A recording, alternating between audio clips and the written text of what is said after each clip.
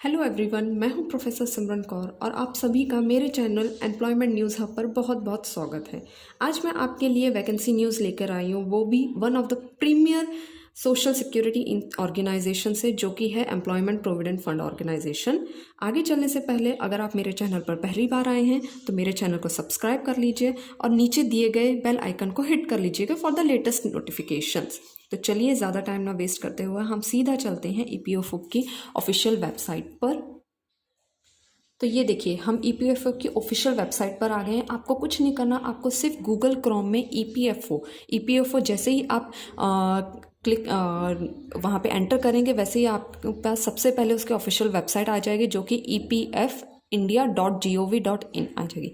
आपको जैसे ही आप उस पर क्लिक करोगे तो ऐसा कुछ इंटरफेस आपके सामने खुल के आ जाएगा।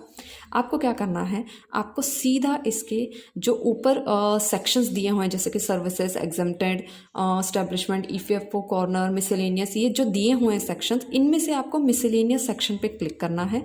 जैसे ही आप उसको क्लिक करोगे, नीचे स्क्रॉल करने पे आपको रिक्रूटमेंट सब सेक्शंस दिखाई दिया जाएगा। आपको बस उस पर क्लिक करना है। जैसे ही आप उस पर क्लिक करोगे, आपके सामने कुछ ऐसा इंटरफेस खुल के आ जाएगा, जिसमें जितनी भी अभी लेटेस्ट रिक्रूटमेंट्स आई हैं उनके बारे में पूरी लेटेस्ट इन्फॉर्मेशन आपको यहाँ पे मिल जाएगी।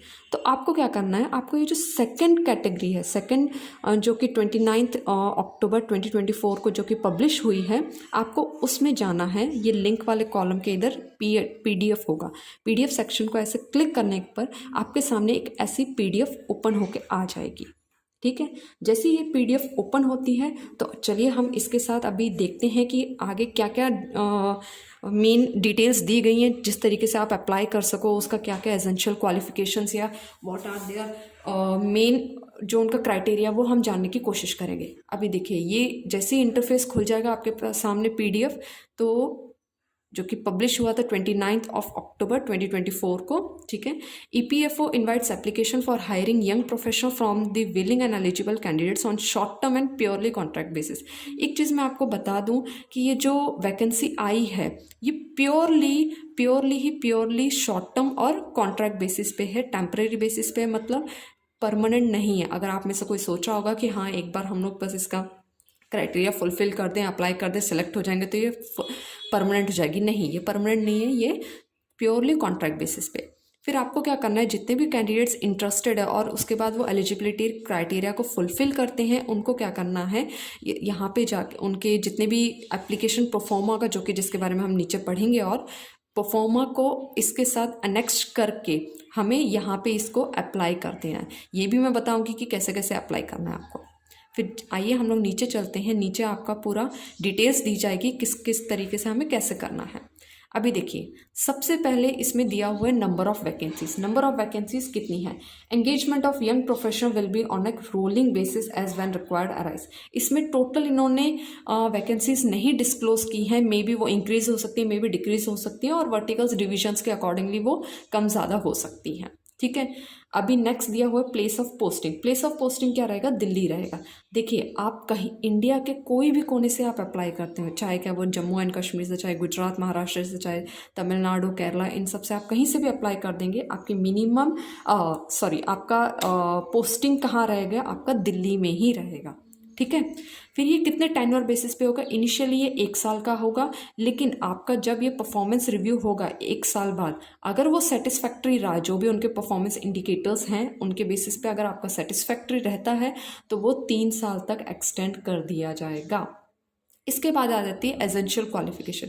एसेंशियल क्वालिफिकेशन क्या है, graduation from any recognised university, मतलब कोई भी आपने state public university, central public university, या फिर कोई भी आपने प्राइवेट डीम्ड यूनिवर्सिटी जो कि रिकॉग्नाइज्ड है यूजीसी के अकॉर्डिंगली, जो रिकॉग्नाइज्ड है, उनसे आपने ग्रेजुएशन डिग्री की होनी चाहिए। इसके अलावा इन्होंने एक और चीज़ यहाँ पे दे दी है कि preference will be given to the candidates having experience in research field. जो भी कैंडिडेट्स का रिसर्च एरिया में, रिसर्च फील्ड में एक्सपीरियंस है या फिर एरिया ऑफ इंटरेस्ट है उनका, पर्टिकुलरली सोशल सिक्योरिटी वाले में, उनको प्रेफरेंस दी जा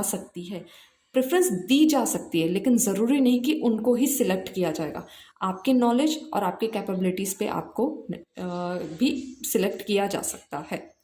सेकंड उसके बाद आ जाता है brief job description. Brief job description आप थोड़ा खुद ही पढ़ लीजिएगा क्या क्या है। वैसे मैं थोड़ा सा शॉर्ट में बता देती हूँ कि with a view to bolster employment generation 3 employment linked incentive schemes based on enrolment in EPFO and focus on recognition of first time employment and support to employees and employers were announced in union public speech and जितने जैसे कि EPFO ने जो भी 3 schemes अभी launch की है उनके अंडर आप लोग को उनके प्लान्स और उनके जो पॉलिसीज़ हैं अलग अलग वर्टिकल्स में आपको जब रिक्रूट किया जाएगा आपको उनको मॉनिटर करना है, उसका प्रॉपर इम्प्लीमेंट हुआ है या नहीं, वो सारी चीज़ें आपको रिपोर्ट करनी है टू द हायर अथॉरिटीज़। ये शॉर्ट टू शॉर्ट आपका ये ब्रीफ जॉब डिस्क्रिप्शन रहेगा।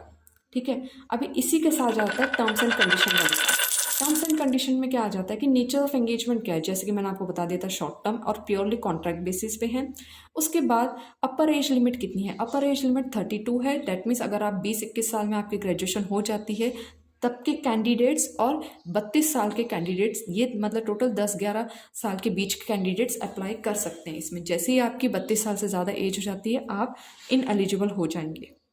इसका रेम्यूनरेशन कितना रहेगा, 65,000 पर मंथ आपका रेम्यूनरेशन रहेगा, जो कि काफ़ी अच्छा है for a fresher also and for a experience one also.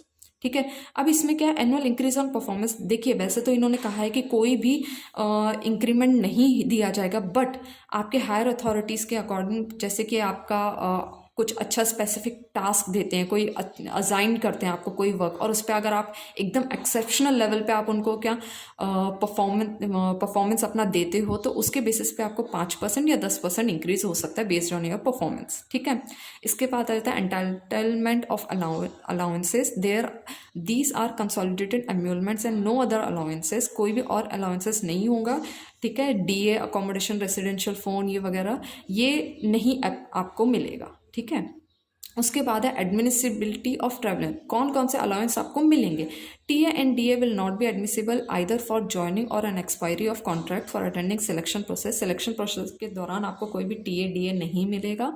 लेकिन हाउएवर आफ्टर द सिलेक्शन और recruitment while travelling inside the country, अगर आपका सिलेक्शन हो जाता है और उसके बाद अगर आप इन कंट्री में कोई भी काम से, जैसे आपको कोई काम दिया जाए और उसके लिए आप कहीं ट्रैवल कर रहे हो तो आपको वो TA दिया जाएगा। ठीक है, जितना भी होगा, और आपको रीइंबर्समेंट आपको वो एक फॉर्म वगैरह फिल आपको करके देने होते हैं। अभी इसमें इन्होंने दिया भी हुआ है कि कितना होता है, जैसे air in economic class by rail in AC 2 tier तक का आपको दिया जाएगा, और एयरप्लेन से आपको इकोनॉमिक क्लास का आपको दिया जाएगा मोड ऑफ जर्नी जो रहेगा। ठीक है, एयरप्लेन में इकोनॉमिक क्लास और इंडियन रेलवे में आपको AC 2 टियर तक का दिया जाएगा। ठीक है, अभी reimbursement of hotel and taxi ये भी इधर दिया हुआ। होटल अकोमोडेशन आपको 2250 पर डे होगा, टैक्सी का 338 रुपये और 900 रुपीज़ पर डे ये आपको अलाउ किया जाएगा। ठीक है, टैक्स TDS जो आपका कट होगा, remuneration to YLP will be paid as professional services and income tax और any other tax liable to be deducted as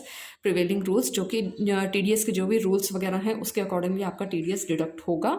ठीक है, period and nature scope of engagement कितना रहेगा ये मैंने आपको पहले ही बता दिया। शॉर्ट टर्म रहेगा, कॉन्ट्रेक्चुअल बेसिस पे 1 साल के बाद आपकी परफॉर्मेंस रिव्यू की जाएगी और उसके आधार पे आपका आगे इंक्रीज हो सकता है कॉन्ट्रैक्ट। टर्मिनेशन ऑफ कॉन्ट्रैक्ट का क्या है, the appointment of young professionals will be temporary in nature and either party may terminate contract by giving 1 months notice without assigning any reason for it. अगर आपके nature में कुछ भी ऐसा दिखने को मिलता है कि आप कुछ कॉन्फिडेंशियलिटी से कहते हैं ना कि कॉम्प्रोमाइज़ कर रहे हो या अच्छे से काम वगैरह नहीं कर रहे हो, तो ऑब्वियसली आपको फिर बाय योर नेचर, क्योंकि आप टेम्पररी हो, आपको विदाउट नोटिस भी आपको टर्मिनेट किया जा सकता है। बट प्लीज़ आप ऐसा कोई चीज़ करिएगा मत। फिर आपको लीव्स कितनी होंगी, YLP को वैसे 12 डेज़ की लीव होगी। ठीक है, पूरे साल में। और एक और चीज़ ये रहेगा, अ फीमेल YLP जो रहते हैं और consider would be entitle for maternity as per provisions containing maternity as per जो मैटरनिटी बेनिफिट अमेंडमेंट एक्ट 2017 का, उसके अकॉर्डिंगली मैटरनिटी जो फीमेल्स हैं उनको उस हिसाब से लीव्स वगैरह सेंक्शन कर दी जाएगी, जो कि issued by the ministry of labour and employment के थ्रू है। ठीक है, वर्किंग आवर्स जनरली हमारे 8 आवर्स ही रहेंगे। आपका देखो वीक डेज भी कितने रहेंगे, Monday to Friday, that mean Saturday and Sunday आपकी छुट्टी ही रहने वाली है पूरे साल। उसके अलावा कोई गवर्नमेंट हॉलीडे आता है वो भी छुट्टी रहेगी, और उसके अलावा आप 12 CL के लिए एप्लीकेबल भी हो। ठीक है। अभी कॉन्फिडेंशियलिटी क्या आती है, YPS may not accept with the prior and approval of authority in writing. आप बिना राइटिंग के आप कोई भी चीज़ ऐसा कर नहीं सकते, मतलब ऐसा नहीं है कि आप बीमार हो गए, छुट्टी ले लिया और आपने इन्फॉर्म नहीं किया, ऐसी चीज़ें नहीं करना है, ठीक है। Revision of terms and conditions of engagement not withstanding any provision of this advertisement where it is necessary to do so, EPFO may revise any of the terms। EPFO अपने टाइम के अकॉर्डिंगली एडवर्टीजमेंट को revise भी कर सकते हैं, ज़रूरी नहीं कि अगर ये है तो इसके अकॉर्डिंग ही चलने वाला है, ठीक है। अब आ जाते हैं आपको अप्लाई कैसे करना है। ये देखिए, ये एक प्रोफोमा आपको दिया हुआ है जो कि यही PDF के, जब आप PDF डाउनलोड करोगे उससे सबसे लास्ट पेज जो है एनेक्सर इसमें अटैच किया हुआ है। आपको क्या करना है, बस इसका प्रिंट निकालना है, इसकी जो नेसेसरी डिटेल्स है वो आपको इसमें फिल कर देनी है। जैसे कि देखिए, आपका नेम रहेगा, date of birth, gender, permanent address वगैरह ये सब रहेगा, डिटेल्स ऑफ एजुकेशन क्वालिफिकेशंस रहेगी, आपकी पासपोर्ट साइज फ़ोटो यहाँ पे रहेगी, एग्जामिनेशंस क्या क्या आपने दिए हैं अभी तक ये, फिर प्रोफेशनल टेक्निकल क्वालिफिकेशन आपकी जो है वो भी आपको यहाँ पे ऐड ऑन कर देनी है, ठीक है। डिटेल्स ऑफ एम्प्लॉयमेंट, अगर आपके वर्किंग एम्प्लॉय हैं तो उसके साथ आपको वो रेलिवेंट एक्सपीरियंस डिटेल्स भी यहाँ पे फिल कर देने हैं। और उसके साथ ये जितना भी आप यहाँ पे फिल करें, मेक श्योर करें इनकी एक सेल्फ अटेस्टेड कॉपी आपके पास होनी ही चाहिए, वो इसके साथ आपको अटैच करनी ही होगी। देखिए यहाँ पे दिया भी है, additional information if any two support of work experience, employment details of course, training if any, languages note, ये सारी चीज़ें आपको इसके साथ अटैच करनी है। सिग्नेचर करना है यहाँ पे, मोबाइल नंबर, ये सारा करके स्कैन वगैरह करके, और जो मैंने आपको सबसे ऊपर यहाँ पे दिया हुआ है, देखिए ये मेल ID जो दी है यहाँ पे आपको अप्लाई कर देना है विदाउट फेल। तो आपको ये पूरी जानकारी दी गई है। अब आप अगर ये पूछें कि ना हम इसकी डिटेल्स डायरेक्टली लिंक कहाँ पे प्रोवाइडेड है या नहीं, तो आपको मेरे डिस्क्रिप्शन में आपको इस प्लेटफॉर्म की, इस वेबसाइट की लिंक आपको मिल जाएगी, आप डायरेक्टली वहाँ पे जाके अप्लाई कर सकते हैं।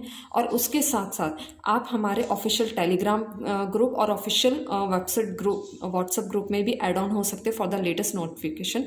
और अगर आपको ये वीडियो बहुत अच्छी लगी हो तो आप प्लीज़ इसे शेयर करिए, जितने ज़्यादा हो सकते हैं आप इसको शेयर करिएगा, लाइक करिए, कमेंट करिए, और भी कैसी आपको वीडियोस चाहिए ऑन डिमांड, आपको कैसी चाहिए वो आप प्लीज़ कमेंट करके मुझे बताइए, ताकि मैं आने वाले टाइम में आपको एज़ पर योर डिमांड आपके लिए वीडियोस बना सकूँ।